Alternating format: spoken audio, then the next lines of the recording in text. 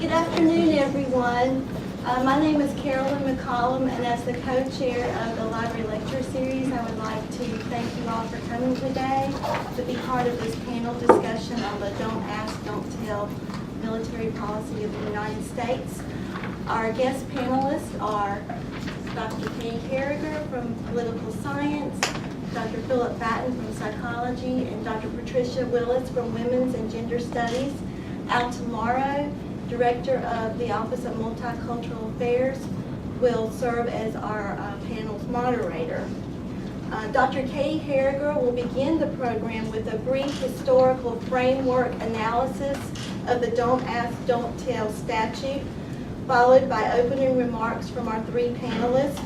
Our moderator, Ms. Morrow, will pose several questions to the panelists, and then the floor will be open for questions and conversation.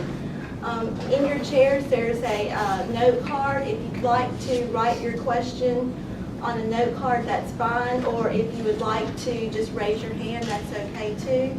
If you choose to write it on a note card, just pass it to the center, and Ms. Morrow will pick them up to ask the panelists. One last note before I turn the program over to Dr. Carragher. It is with regret that we have to announce that Lieutenant Colonel Keith Brace is unable to participate in this panel as previously announced. So I'll turn it over to Dr. Carragher. Thank you. Thanks for being here. So my charge is to give you some background about Don't Ask, Don't Tell policy, and then to talk about the legal and political issues sort of in the current debate. If I'm a little out of breath, I just came from class, so bear with me as I catch my breath. So the first thing to say is that it was had been a long-term policy of the military to discharge soldiers who were, when the military found out that they were gay. In the 1940s, it was the 1940s before that question started being asked of recruits, and the policy was to, if the person doing the interviewing thought that it was true that someone was gay, that they would dismiss them or not take them into the military. So there's been a sort of long-term policy to that effect. But in the 1980s, really in the 1970s and the 1980s, as the gay and lesbian rights movement began, this was one of the issues that they sort of put on the agenda as being what they thought as a particular problematic form of discrimination, and so it became a sort of more broadly discussed political issue in the broader political environment. And in 1982, really because this issue was on the agenda, the Department of Defense decided to adopt a regulation that said sort of explicitly that homosexuality was not compatible with military service. And it was this statement, this very explicit statement to that effect, that then led to ultimately to the adoption of the Don't Ask, Don't Tell policy. So that was adopted in 1982 during the Reagan administration. When Bill Clinton ran for president in 1992, he made it sort of one of his positions as he ran that he would repeal that particular prohibition against service by gays and lesbians in the military. And I think thought that he could do it fairly easily by simply, as an executive order, removing this Department of Defense statement, right? But there was a lot of sort of political backlash against that, and so when he came into office, the people that were opposed, including a lot of people in the military, but a lot of sort of other organizations that were opposed to what they called the gay rights agenda, mobilized people in Congress and got Congress to resist the president's attempt to simply just get rid of this Department of Defense regulation. And so instead, Congress passed legislation in trying to put into law, into statutory law, what had simply been a regulation of the Department of Defense. In other words, to try to make it more, give it more authority by having it pass as legislation by Congress, right? And so basically what Bill Clinton did is compromise with members of Congress, and the compromise was the Don't Ask, Don't Tell policy. And so in 1993, the Don't Ask, Don't Tell policy was, and Don't Pursue, by the way, which was the sort of third prong of the policy, but it's always, it got too long and they dropped that off. But that policy adopted in 1993 by Congress with Bill Clinton's agreement was to say, in the recruitment process and in sort of just the regular sort of oversight of people already in the military, that officials could not ask what people's sexual orientation was.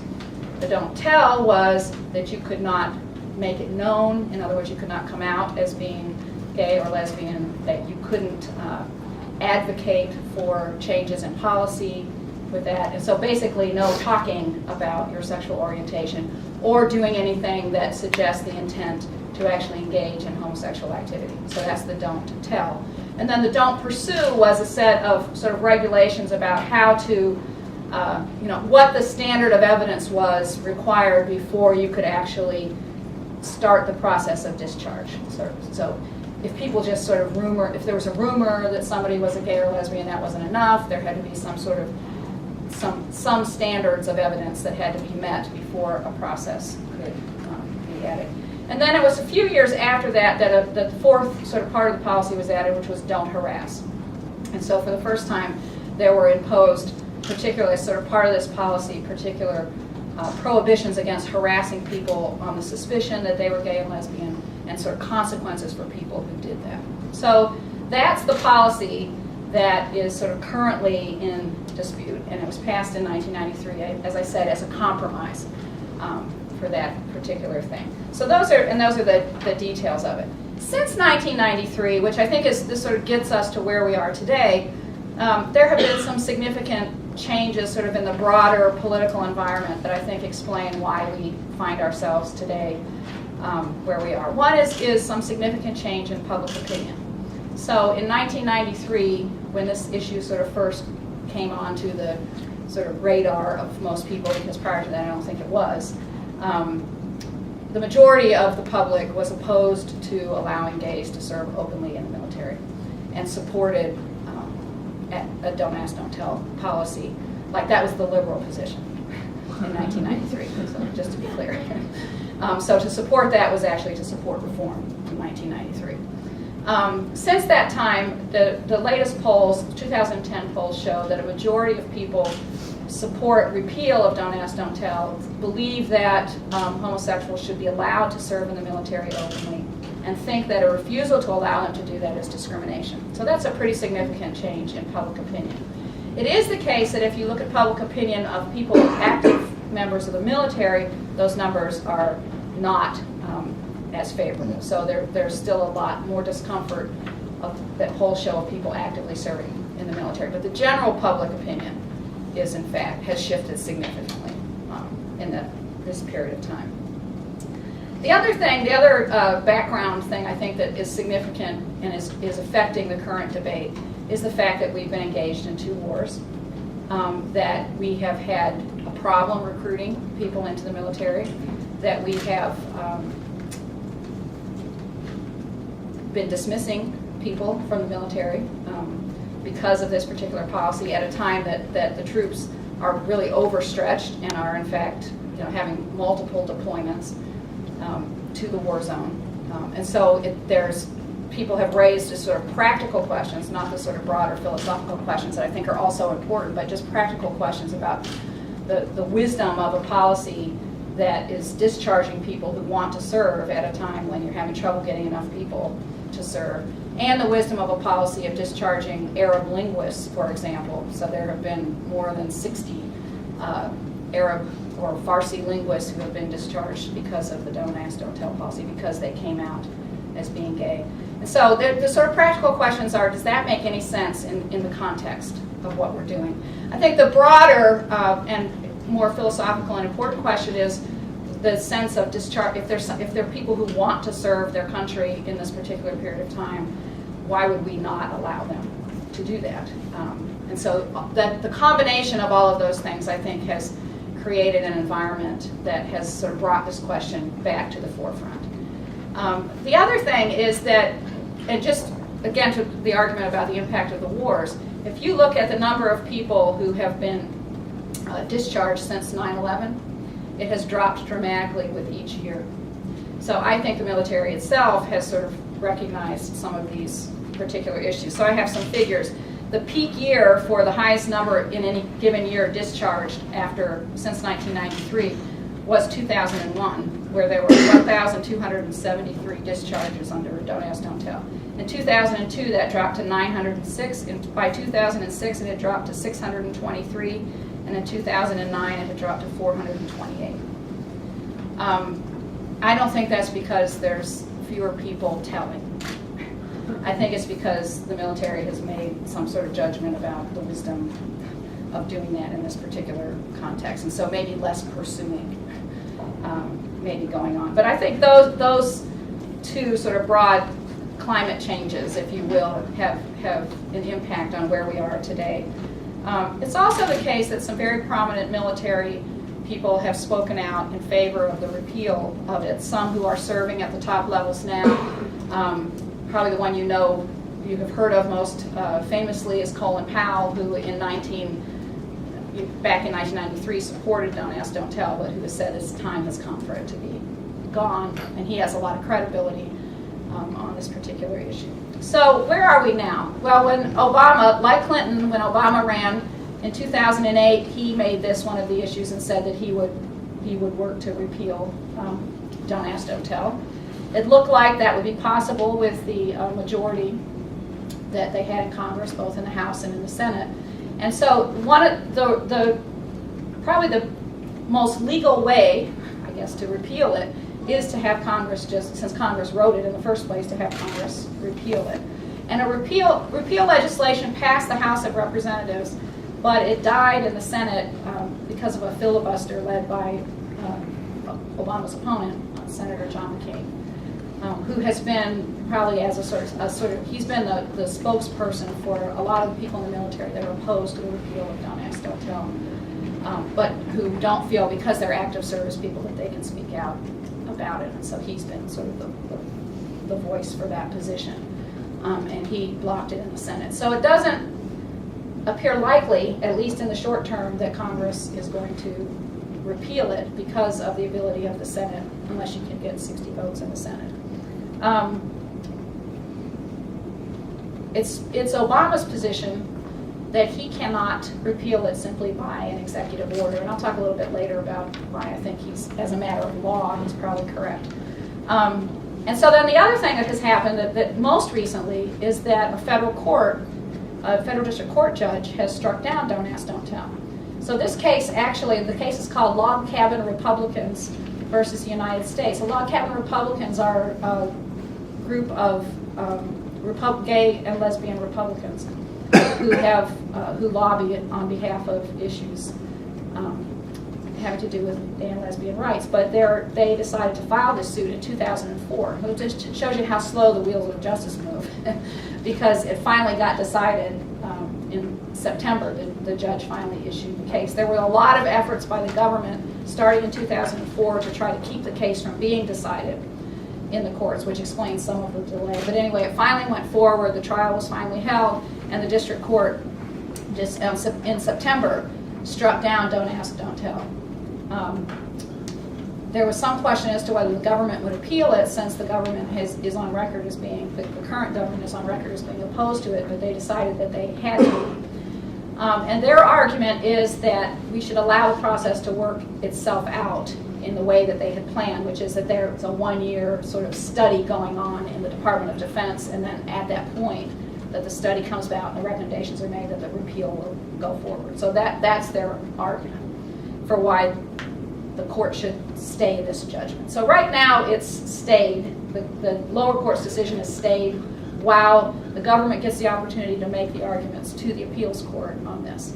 And it will, I would guess, eventually end up before the Supreme Court, but it could be another 2 years before that happens, because the wheels of justice turn slowly, as I said. So the specific legal issues in the case, I think, are these. The first is whether Don't Ask, Don't Tell violates the First Amendment rights of gay and lesbian members of the military because of the restriction on what they're allowed to say, but also on their freedom of association. So we have the freedom of association, that is who you may associate with, what kinds of organizations you can be part of, is part of First Amendment law as well. And so that is one of the arguments made by the Log Cabin Republicans, and the district court said that in fact this was a violation of the First Amendment, both freedom of speech and freedom of association. The other question is whether it violates the Fifth Amendment due process clause, which has been interpreted by the court as including the liberty to engage in consensual homosexual relationships without risk of penalty in a case called Lawrence versus Texas, which the Supreme Court decided in 2003. And again, the district court said yes, that this did violate the due process clause as interpreted under Lawrence versus Texas. So those are the two sort of most direct constitutional issues. The other one has to do with what is the proper standard that the courts should use when they have to weigh First Amendment and due process rights against military claims of necessity. And the answer to that question is not clear. So there are some cases where the court has been very deferential to claims of military necessity. So one example is a case called Goldman versus Weinberger from the 1980s that had to do with whether or not the Department of Defense could impose restrictions on things like wearing a yarmulke or any kind of other religious symbol, for example.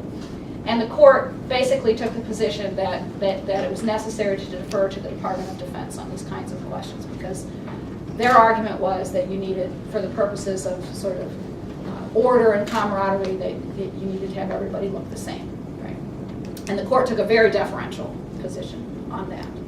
Or, going back further on the question of the internment of Japanese Americans during World War II, the court, where clearly there was a pretty significant denial of liberty in that particular case, the court took the position that the court shouldn't second guess military judgment about what was necessary in the context of the military. So there's that tradition of being very deferential. But if you look at more recent decisions about the rights of people being held in Guantanamo, for example, what you find is the court taking a much less deferential position. So they've basically said, well, rights matter, right? And due process matters. And even if you can claim in the middle of a war on terror that it's necessary to essentially detain these people indefinitely, you can't deny them due process. So those have not been deferential positions. And so I think it's hard to say sort of where exactly the Supreme Court might come down on this question of how much deference to the military.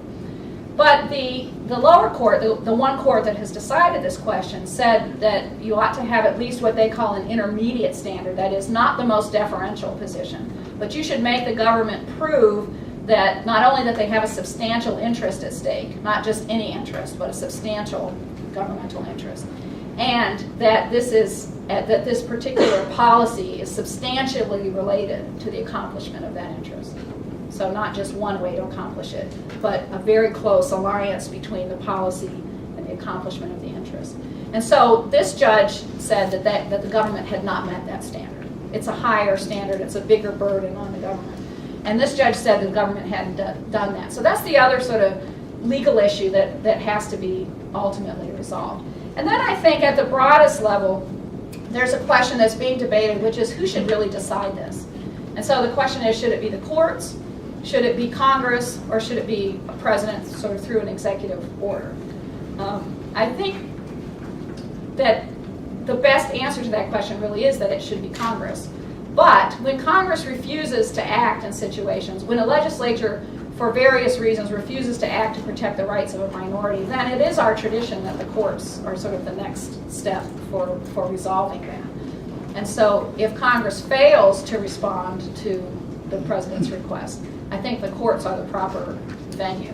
I think the least desirable, even though Obama's taking a lot of heat for not just doing an executive order and getting rid of this, that as a matter of constitutional law, that's the least desirable approach. And I think if you step away from what the particular issue is and ask, do you want the president making law whenever the president thinks that's the right law? We just went through sort of 8 years where people were very critical of George Bush for doing that. And so I think we should think about what it means as a matter of constitutional law to have the president just sort of say, law be gone.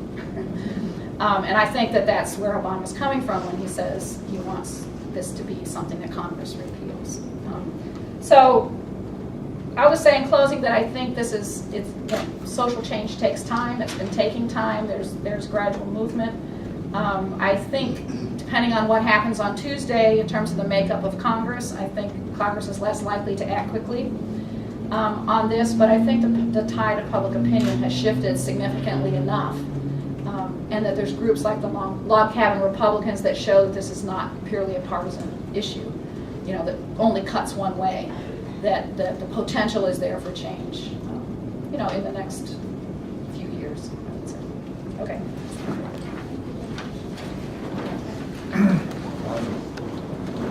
About a dozen years ago, I was in a leadership position within the congregation of Wake Forest Baptist Church here on campus. And the church was struggling with a complex, emotionally wrenching issue of how to respond to its gay and lesbian members. The focal issues then were same-sex marriage and whether to ordain gay and lesbian people for the ministry. Historically, our university-based congregation had been ahead of the larger community on a variety of social and theological issues like integration, for example, with the races.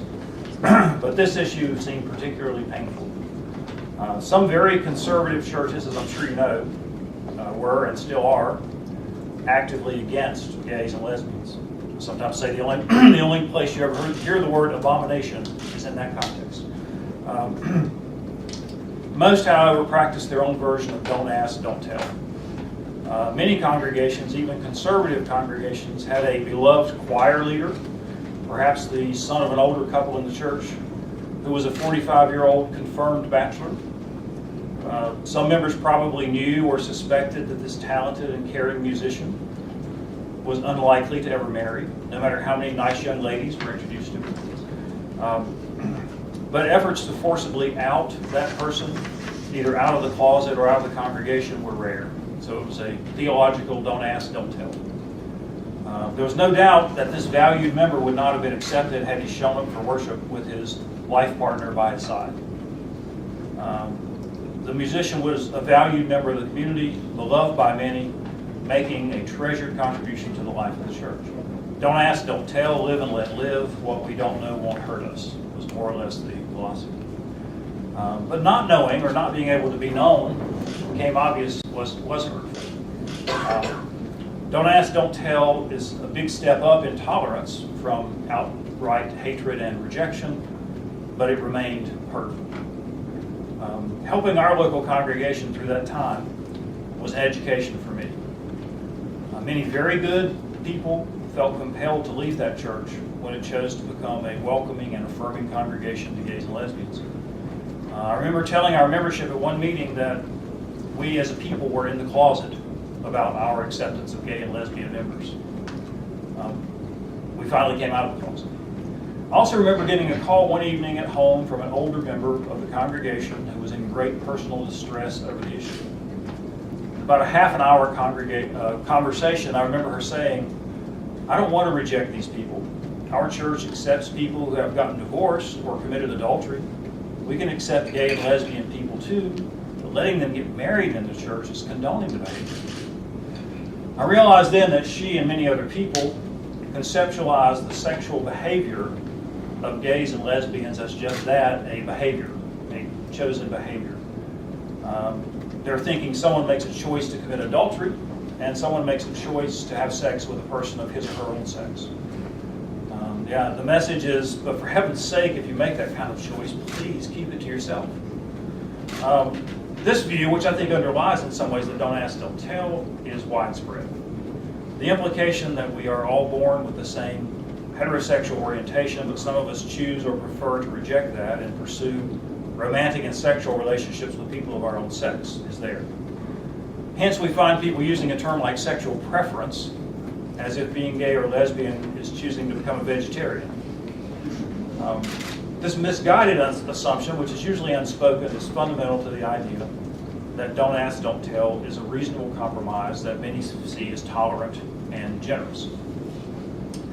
The reality, in my experience, clinically as well as in teaching, researching, is that a person's sexual orientation or sexual identity is an intrinsic dimension of who that person is. It has to do with not only whom one finds sexually appealing, also whom one is drawn to emotionally, romantically, and intimately. It is a dimension of selfhood that is located firmly in the core of one's being. Don't ask, don't tell is there because some people need, or it says that some people need to keep information about their sexual conduct to themselves. This conduct is upsetting to other people and is something to be ashamed of. It says, we agree not to punish you for your sexual conduct as long as you, for the sake of decency, will please keep it quiet. Because sexual orientation is not just about behavior, however, the message of Don't Ask, Don't Tell is that there's something shameful about who you are, about a critical dimension of your selfhood and your identity.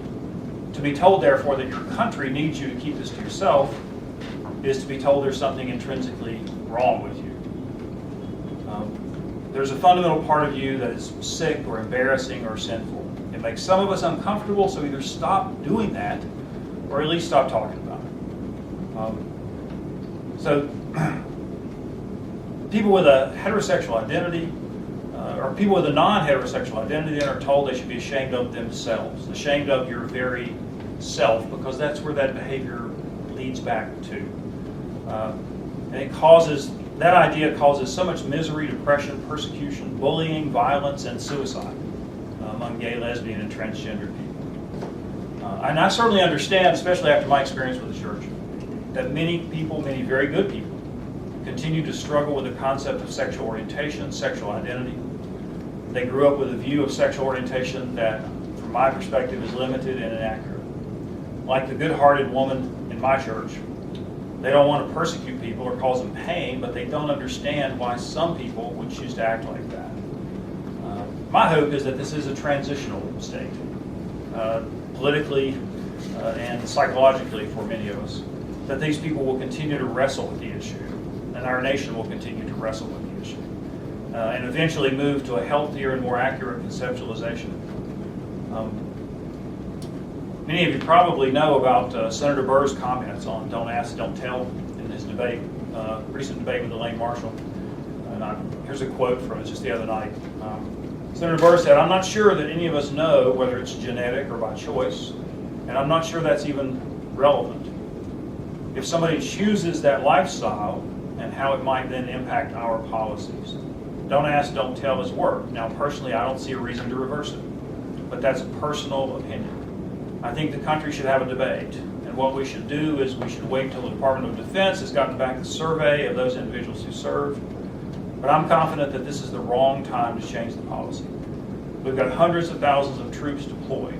We don't yet know what we might have to do from a standpoint of changing the accommodations for troops if the policies change. We should time this in a way that makes as little impact on those troops that are deployed as we possibly can. So, despite his saying that the cause of sexual orientation is unknown and perhaps irrelevant, Senator Burr's position only makes sense if you read it with the assumption that, as he said, gays and lesbians choose their lifestyle, which is based around a preference for being attracted to people of their own sex. And the policy makes sense if you value the comfort level of the anxiously heterosexual above giving a message to gay and lesbian soldiers that they do not have to be ashamed of who they are. When Wake Forest Baptist Church emerged from several years, and it was several years, of wrestling with its own Don't Ask, Don't Tell issue, a significant number of members, people who I liked and respected, decided they couldn't be a part of the church. That saddened me, but I respected the people who made them. From their perspective, the morally right path was to reject what the majority of the church membership had decided. From my perspective, the morally right path was to give the message to our gay and lesbian members that they do not need to live their lives feeling ashamed of who they are. Don't ask, don't tell implies that you have chosen to behave in this wrong way. While we won't punish you as long as you keep it to yourself, you do need to keep it to yourself. Moving beyond don't ask, don't tell means telling gay and lesbian soldiers they do not have to feel ashamed of who they are as human beings, telling them they are patriotic and dedicated Americans who should be affirmed rather than made to feel defective, immoral, or embarrassing to their country.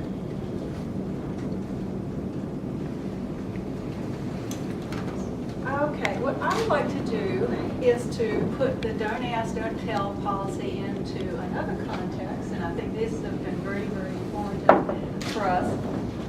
And that context is in the context of international human rights law. Now, international human rights law is law and concepts that the United Nations and parties to the United Nations, member states have created, one party being the United States.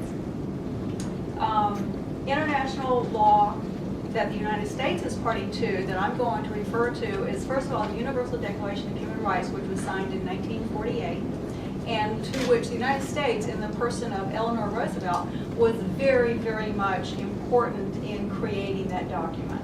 And then the second one is another convention to which the United States is party, which it signed in 1992, but which actually came into force in 1976, so the United States was very late in doing this, but it's called the International Convention on Civil and Political Rights. And I think you can see that Don't Ask, Don't Tell is concerns civil and political rights. So first of all, just try to understand that Don't Ask, Don't Tell is an abrogation or contravenes. It goes against some of these international human rights concepts, and in particular some of the ones, and there are many, many more than the ones that I'm going to talk about. But, and I want you to think about when I'm mentioning what these human rights concepts are, what you know about Don't Ask, Don't Tell in terms of freedom of speech or lack of freedom of speech, in terms of lack of freedom of association, in terms of belief systems and behavior. Okay, because I won't be able to tell you exactly what Don't Ask, Don't Tell is contravening, but I want you to try to think about it. Okay, so in the Universal Declaration of Human Rights, again, which is considered customary international law to which the U.S. is party to, in the preamble it states that the inherent dignity and the equal and inalienable rights of all members of the human family is the foundation of freedom, justice, and peace in the world. Okay, so equality and dignity. Okay, Article 1 states that all human beings are born free and equal in dignity and rights. Don't Ask, Don't Tell is an abrogation of that. Article 7 of the UDHR. All are equal before the law and are entitled without discrimination to equal protection of the law. Okay? Can you think about how Don't Ask, Don't Tell denies equal protection? Article 12 of the Universal Declaration of Human Rights. No one shall be subjected to arbitrary interference with privacy, family, home, or correspondence, nor to attacks upon honor and reputation. Everyone has the right to the protection of law against such interference or attacks. Article 19 of the Universal Declaration of Human Rights. Everyone has the right to freedom of opinion and expression. Don't Ask, Don't Tell doesn't allow that. When you're in military uniform, I'll talk about when you're out of military uniform in just a moment. This right includes the freedom to hold opinions without interference and to seek, receive, and impart information and ideas through any media and regardless of frontiers. Article 20, continuing the Universal Declaration of Human Rights. Everyone has the right to freedom of peaceful assembly and association. Okay, Don't Ask, Don't Tell, gays and lesbians are not allowed to assemble with each other, at least not. They're not allowed to. Article 21. Well, hold on a second. Where did it go? Okay. Everyone has the right to equal access to public service in her or his country. Military service is public service. Okay, so think about that. Now, the United States denies that everyone has a right to military service. Okay, but just, I'm asking you to think about how international law to which U.S. is party is being abrogated by U.S. public policy. Okay, let's go on to the International Covenant on Civil and Political Rights. Article 1. All peoples have the right of self-determination. Okay? By virtue of that right, they freely determine their political status and freely pursue their economic, social, and cultural development. Okay? Article 2. Each state party to the present covenant, which is the ICCPR, undertakes to respect and to ensure to all individuals within its territory and subject to its jurisdiction the rights recognized in this convention without distinction of any kind, such as race, color, sex, language, religion, political, other opinion, national, social origin, property, birth, or other status. Okay. Article 14, paragraph 3. There are a lot of these, okay? Not to be compelled to testify against herself or himself or to confess guilt. That has happened under Don't Ask, Don't Tell. Article 25, every citizen shall have the right and the opportunity, without any of the distinctions mentioned in Article 2, which is above, without reasonable restrictions. 2, and this is paragraph C, to have access on general terms of equality to public service in for his country. Okay. Article 26, all persons are equal before the law. Yeah, and the United States has non-discrimination and equality policy. So I also say to you that Don't Ask, Don't Tell is against the non-discrimination and equality policies, not just of our Constitution and many of our laws, but also, as I'm showing you, against some human rights law. Okay, so all persons equal before the law are entitled without any discrimination to equal protection of the law. In this respect, the law shall prohibit any discrimination and guarantee to all persons equal and effective protection against discrimination on any ground, and it's all those that I mentioned a moment ago, in particular, and other status, because gays and lesbians under this clause would come under other status. Now, I just want to mention something about the U.S. Constitution and the First Amendment, which says that, we did talk about that earlier for just a moment, that, is the freedom of speech clause in the First Amendment. Persons in the military who are in military uniform do have to abide by their superiors' regulations and by the regulations of the Army or the Marine Corps, the Air Force, or whatever it is, that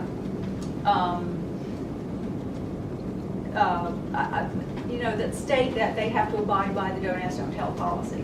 Now, when they take that uniform off, when they are not acting in the position of a military person, they are free to say what they please. But according to Don't Ask, Don't Tell, they are not free to say what they please, because once they take it doesn't matter when they take the uniform off. But actually, in legally and in military practice, they are supposed to be able to be free to say what they please and to associate with whom they please. Okay, so I think that's all I want to say about this, but what I would really like to do is to get a discussion going about some of these points and to see what you all, as students and whoever else you are, see what you think about the things that we have said and the points that we've brought up. I actually do realize that the time, so I wanted to give students or people in the audience a chance for questions. If you've written a question and you'd like to pass it in, then I could pick that up, or people just want to raise their hand with questions. I took a class last semester where we actually extensively debated Don't Ask, Don't Tell, and it was kind of the class pitted against this one student who was from a military family. And she discussed the notion that once you enter into contract with the military, her father is in the military, that once you enter into contract, you're kind of set aside from normal citizenship. And she argued adamantly that you kind of give up some of those rights, some of the free speech, free association rights, for, like you guys were saying, for the sake of necessity. And I was wondering, and the other side of the argument was, well, military involvement is kind of the epitome of citizenship, and so you should be even more likely to receive the benefits of the rights in the Constitution because you're giving your life to your nation. And I was wondering if you guys were the professors and moderators of this argument, how you would have addressed her conflicting point of view. I think it's interesting. So generally what this woman has asked is, she had a class where there was a student who had a different perspective and came from a military family and really understood more about the military's needs to have someone either give up more of their rights or something like that in that regard in order to serve and to protect the military. I think it's really unfortunate that Lieutenant Colonel Brace could not be here with us, because I think he could have shared some of that perspective, and we'd hope that he'd be able to balance the conversation in that way. But I would like to ask our panelists if they have thoughts in that regard. Well, you don't give up all your rights when you join the military. That's just not true. The Uniform Code of Military Justice, which Congress passed, the civilian branch. So let me step back. The first thing to recognize is we have something that's important, unique, and that we shouldn't lose in this country, and that is our civil-military relationship is that the military answers to the civilian government, right? So the Uniform Code of Military Justice, which lays out what your rights are if you're accused of a crime as a military member, for example, it lays out the process by which people can be dismissed if they've engaged in homosexual behavior, for example. You know, there's a whole due process set of requirements that are actually much like, although not completely like, those that you would have in a regular courtroom. So it's not correct to say that you lose everything, right? That to join the military is to lose all of your rights. It is correct, and this goes to that point that I was making about the deference to the military. It is correct that courts have recognized that the context of serving in the military might mean that there could be some restraints on. So if you talk back to your superior, for example, because it's a hierarchical organization, you know, you can't really make a free speech claim, right? Because you have agreed to obey the commands of your superior, right? You've entered into that kind of hierarchical organization. But even there, I think that, you know, there are some sort of protections for people depending on what they claim. Or you still have, you don't give up your religious rights, for example, because you join the military. There's requirements that you be allowed to practice your religion. And in fact, that case I mentioned where the Department of Defense said that, you know, people couldn't wear headgear and things like that, that actually got overturned, not by the court deferred to the military, it got overturned by Congress. Congress said, actually, we want our people in the military to be able to freely exercise their religion, and so we're going to change the legislation. So it would be a vast oversimplification to say you give it all up. Right? It is true that there are more constraints on your exercise of your freedoms in very many ways than there would be for someone outside of the military. Well, you know, I think it's clearly there's the needs of the group and the rights of the individual, and they're always in conflict in some ways, and neither of those are absolute.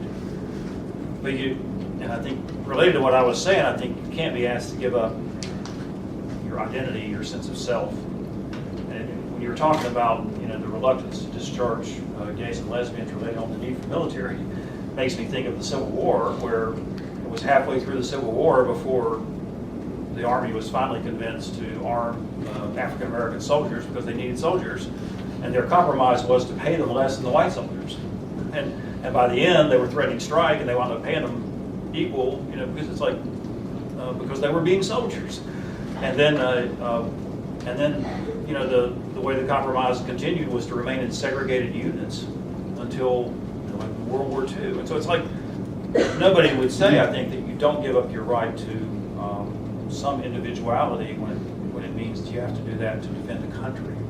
But to give up your right to be who you are, and that's why I think it reflects that basic philosophy that says it's not about being who you are, this is just some behavior that you're doing, and you need to cut that out, you know, because it's messing with the morale. And of course, some of the arguments about integrating units racially in the military was, we can't do that because it will upset the white people. And so now it's like we can't have gay people openly in the military because it will upset straight people, you know. And then of course once you do it, Women and men. yeah, women and men, and once you do it a while, people tend to get over it, you know. But there's that resistance to change that I think you can always anticipate is there. You know, there's huge generational differences in terms of the way people think about this issue, too. And so the older people are, the more likely they are to not accept the change, and the younger they are, the more likely they are. And so, you know, one of the things I think you have in the context of the military culture right now is that they're more leadership or older, of course, because that's just always the way it is. But what you see in the surveys is that younger people coming in to the military are less concerned about it than older people.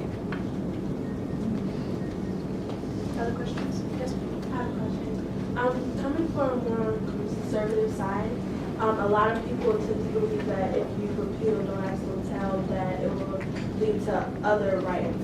So my basic question is, do you believe that repealing the APT policy will affect other controversial topics like gay marriage and gay adoption?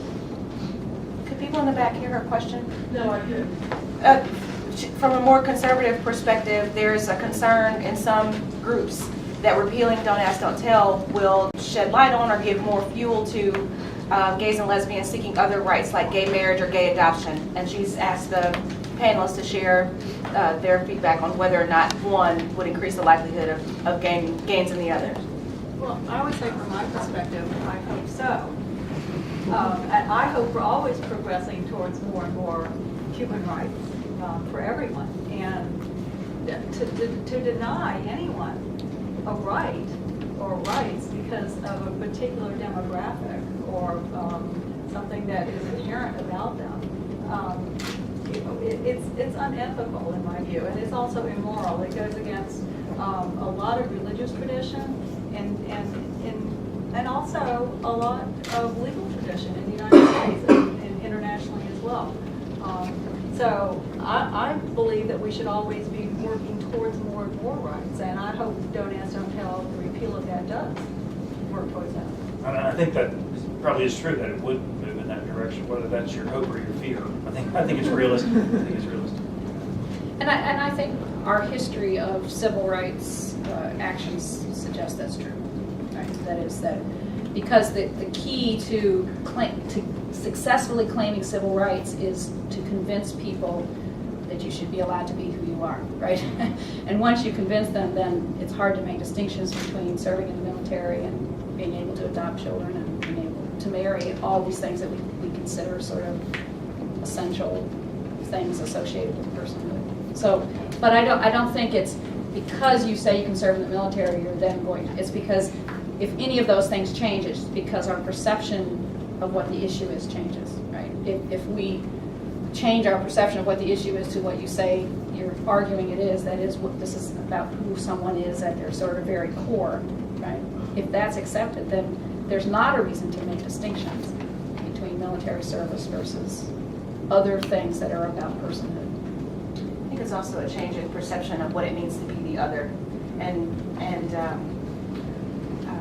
how far the other is from the mainstream. And so if there's a move toward more mainstreaming, if people are allowed to serve openly in the military, then similarly, like we said, what we saw with African Americans serving in the military, and the military integrating, then education integrates and other things like that. So I could see there being a, like you said, not a causal relationship, but a cause.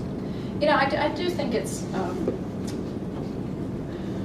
sorry, I just lost my train of thought. So I was at the end of the day. Well, I know what I want to say, which is actually on the fronts that you mentioned, I would say those have led, they're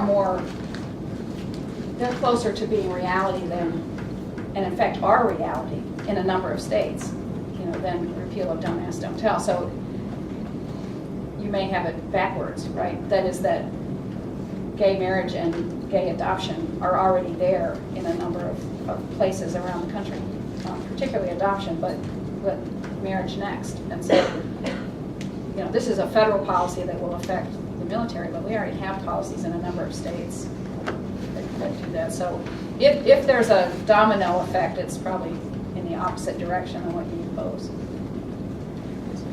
What are your thoughts on the likelihood that Don't Ask, Don't Tell will be repealed in the lame duck session of Congress? This question is, what are our thoughts about Don't Ask, Don't Tell being repealed in the lame duck session of Congress? I think it's possible. But I don't think it's clearly that there's 60 votes there, even with the current Congress, with the current Senate. Well, what do you think it would So the take? question is, would you be able to get some people to break the filibuster? And that's pretty hard to tell. I think it depends on how close, if there's like some sweeping turnover, that is the House and the Senate are lost, both by the Democrats. I think that surviving Democrats will be afraid to do that. If the Senate stays in Democratic hands, the House, if it's close in the House, that might be different. I think we'll know after November 7th. My question is for Lois. I was just wondering if you could talk a little bit about, if the U.S. is clearly party to these human rights treaties. Why? What about them?